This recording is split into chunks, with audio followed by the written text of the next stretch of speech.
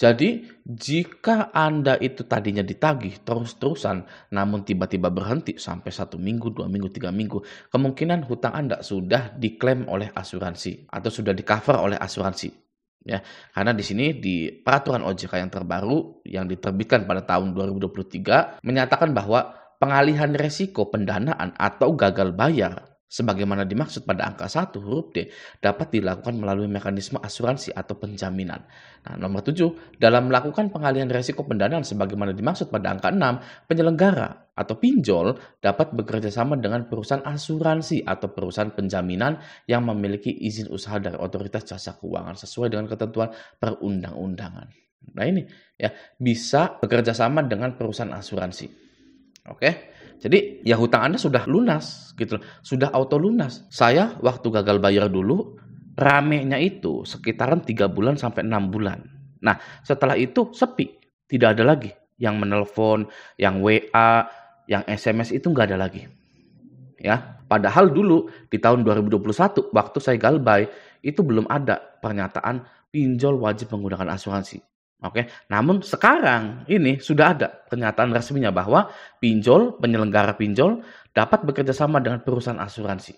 Ya, dan banyak sekali pinjol-pinjol yang sudah resmi menyatakan bahwa dia itu memang beneran bekerja sama dengan asuransi seperti EasyCash, bekerja sama dengan Intra Asia, ya, lalu Reliance Insurance, banyak. Oke. Nah, di sini saya sudah ada di websitenya EasyCash. Mari kita cari yang namanya asuransi di EasyCash tersebut. Oke. Kita klik bagian sini pendanaan, lalu scroll ke bawah terus nah di sini ya. Ini judulnya perlindungan asuransi di sini.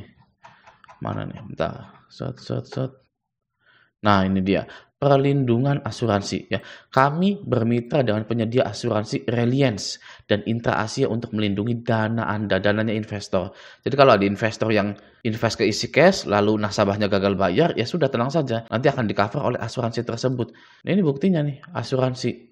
Jadi kalau Anda sudah tidak ditagih lagi, ya sudah di-cover oleh asuransi. Lalu si pinjol ini buru-buru bikin laporan bahwa ini hutang sudah lunas. Nah, itulah penyebab Anda berhenti ditagih. Nah, sekarang begini. Ditagih DC Anda takut. DC tiba-tiba berhenti menagih Anda tambah takut. Kenapa bisa seperti itu? Adalah Anda selalu takut dalam hidup Anda. Ya, hidup Anda penuh dengan ketakutan. Ya, bahkan yang mirisnya, ya, Anda takut kepada sesuatu yang belum terjadi pada diri Anda. Ya. Jika Anda harus menyadari sesuatu pada video kali ini, satu-satunya hal yang harus Anda sadari yaitu resiko gagal bayar pinjaman online hanyalah datangnya rasa takut yang akan membelenggu hidup Anda. Bukan di penjara, bukan disita, bukan rezeki yang sempit, bukan. Ya. Rasa takut adalah sebuah alat yang dipakai perusahaan pinjaman online agar Anda bisa menuruti semua permintaan mereka. Oke. Lalu, bagaimana mengatasi rasa takut pada pinjaman online? Ya, ada 3 hal yang akan Raja Galbay sharing kepada Anda di sini. Ya, yang pertama pastinya tenangkan diri Anda dulu. Ya, Anda tahu film Doctor Strange Marvel itu ya? Doctor Strange itu bisa membagi dirinya menjadi 2. Ya, dirinya yang asli dan dirinya yang astral. Ya, Anda harus seperti itu. Ya, ketika Anda sudah membagi dan meninggalkan diri Anda yang asli itu, ya kan? Nah, ibaratnya masalah pinjaman online ini akan saya tinggalkan dulu, ya. Lalu saya akan lakukan apa yang saya sukai, ya. Lakukan hobi Anda, beli makanan yang enak, mendengarkan musik yang selama ini terlupakan oleh Anda. Pokoknya tenangkan diri Anda dulu, ya. Masing-masing orang mempunyai cara untuk menenangkan dirinya. Ya, yang pertama tenangkan diri dulu, itu yang pertama. Yang kedua, ya, kenali pemicu kecemasan dan rasa takut Anda. Ya, ketika Anda galbay pinjol, ya, Anda takutnya di mana? Tanya pada diri Anda sendiri. Ya, saya takut disebar data. Ya, bilang kepada orang yang disebar data itu palsu. Ya, saya sudah menghubungi perusahaan pinjolnya dan mereka minta maaf atas kesalahan mereka. Ya. Apakah itu berbohong? Ya, berbohong demi kebaikan. Oke, Anda wajib membuat sandiwara yang apik demi menyelamatkan diri Anda, demi menyelamatkan harga diri Anda. Ya, Oke. Anda malu jika ada DC lapangan datang. Bilang ke tetangga Anda bahwa yang pinjam itu teman Anda pakai data Anda. Teman Anda sekarang kabur, ya. Gitu. Bohong, ya. Bohong demi kebaikan. Ya. Oke, itu yang kedua, ya. Kenali pemicu kecemasan dan rasa takut Anda. Oke. Yang ketiga, ya, yang terakhir, berpikir lebih positif. Ya, berpikir lebih positif. Orang itu akan susah berpikir positif, ya, ketika ditimpa, ya, atau lingkungannya itu semuanya negatif, gitu, ya. Bagaimana, ya kan, cara berpikir positif ketika Anda itu lingkungan Anda itu negatif, ya? Begini, ya, melihat ke bawah, ya, atau melihat ke yang lain, ya. Saya contohkan. Raja Galbay saja, Galbay di 24 aplikasi, total hutang 60 juta lebih, biasa saja, ya. Malah dapat rezeki yang lebih besar, hidupnya nyaman-nyaman saja. Kalau Raja Galbay yang Galbaynya lebih parah dari saya juga bisa dengan cepat hidup tanpa ketakutan dan menjalani hidup seperti biasanya, ya. Sudah beres, ya.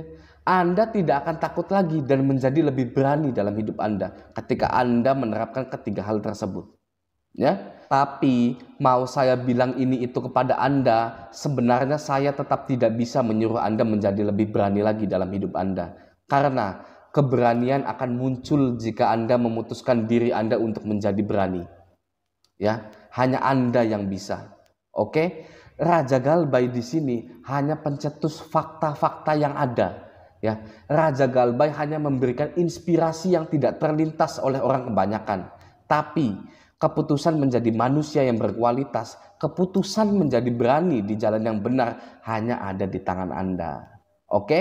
Jadi apakah Anda akan berani? Ya. Kita lihat. Oke, tadi adalah tentang psikologi, ya. Di video kali ini ada psikologi dan ada administrasi. Sekarang ke bagian administrasi yang lebih teoritis, ya. Kenapa DC pinjol itu berhenti menagih Anda, ya? Oke, ya. DC pinjol tiba-tiba berhenti menagih Anda. Yang pertama adalah DC tersebut resign, ya. Ketika Anda bekerja sebagai DC, Anda akan diberikan berlembar-lembar kertas yang berisi nama-nama orang yang menunggak, ya, debitur, nasabah yang menunggak banyak, ya, ada puluhan, ratusan gitu, ya. Oke. Setiap DC mempunyai lembaran kertas atau database nasabah menunggak yang berbeda-beda, ya. Ada yang tunggakannya 1 bulan, 2 bulan, 3 bulan gitu, ya, berbeda-beda pokoknya setiap lembaran itu, ya. Jika DC itu tiba-tiba resign, ya, maka database tersebut untuk sementara tidak ada yang menghandle. Jadi akibatnya Anda bisa tidak ditagih selama berminggu-minggu sampai pinjol itu mendapatkan karyawan baru lagi. Oke? Itu yang pertama, ya. Yang kedua, adanya nasabah Galbay yang bayar, ya. Adanya nasabah yang Galbay lalu bayar ke DC tersebut, ya. Ketika dari database ratusan orang Galbay, ya, kemudian ada satu yang bayar dan bayarnya full tagihan sehingga menutupi target kerjaan dari DC tersebut, maka DC itu akan sementara berhenti menagih Anda karena sifat manusia yang cepat puas ketika mereka sudah mencapai target. Oke, ya. Jadi ketika ada yang nasabah Galbay, ya, lalu bayar full dan DC itu tertutupi, ya, oleh pembayaran nasabah tersebut, ya, tertutupi targetnya, ya, maka data Anda akan diabaikan sementara. Oke. Yang ketiga, yang terakhir, munculnya puluhan bahkan ratusan nasabah yang baru Galbay, ya. Ketika Anda baru Galbay di hari pertama, saya jamin Anda sudah dapat belasan bahkan puluhan WA, SMS dan telepon, karena yang mereka pahami adalah nasabah Galbay yang baru itu lebih berpotensi untuk membayar daripada nasabah Galbay yang sudah berbulan-bulan bahkan tahunan, ya. Di saat itu juga DC akan sementara mengabaikan Anda. Oke, ya. Dan mereka akan menyerah sebenarnya, ya, jika Anda terus mengulur waktu. Terus-terusan tidak ada kabar, ya. Terus-terusan menjalani hidup Anda yang baru dan lebih berani lagi. Jadi tidak akan ada sesuatu mengerikan yang terjadi di kehidupan Anda. Itu hanyalah masalah psikologi dan administrasi saja ya. Kenapa DC itu tiba-tiba berhenti menagih Anda? Oke, silahkan di-share video ini ke sesama Galbuyer agar tidak takut lagi. Sampai jumpa di video selanjutnya.